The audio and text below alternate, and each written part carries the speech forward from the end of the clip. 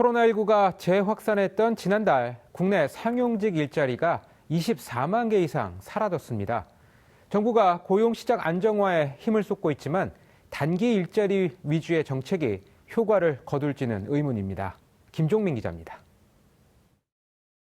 고용노동부가 집계한 지난달 말 기준 국내 1인 이상 사업체 종사자 수는 1,857만 6천 명입니다. 이는 지난해 같은 달에 비해 11만 2천 명 감소한 수치입니다. 가장 눈에 띄는 대목은 상용직 일자리 급감입니다. 계약 기간이 1년 이상이거나 한 직장에서 1년 이상이란 상용직 종사자는 9월 말 기준 1,548만 5천 명으로 지난해 같은 달보다 24만 1,000명이나 줄었습니다.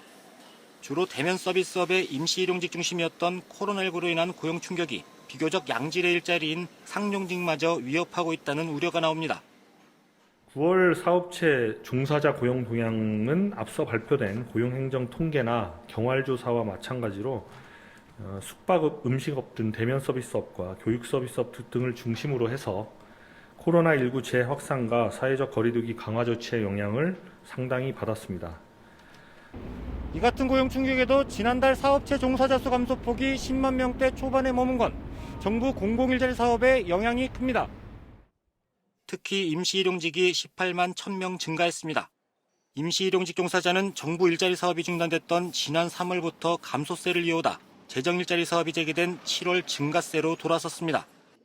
정부는 고용시장을 빠르게 회복시키기 위해 4차례 추가 경정 예산을 통해 마련된 대책을 차질 없이 추진하겠다는 입장입니다.